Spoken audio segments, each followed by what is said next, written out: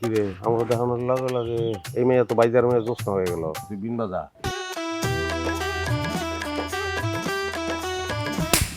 ফালতু বেটা, একটা নারী সে কেমন সম্মান করতে হবে এটা তুই জানোস না?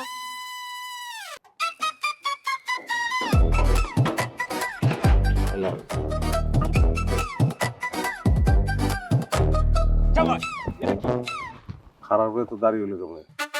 এই তোমার কি লজ্জা শরম বলে কিছু নাই? একটা বেটা মানুষের তুমি জড়া ধরে কও আই লাভ ইউ। আমি তো দুনিয়াদারি সবকিছু ভালোবাসি, আমার বাড়িতে একটা কুত্তা আছে, ওরা আই লাভ ইউ না খেলে ভাত খায় না।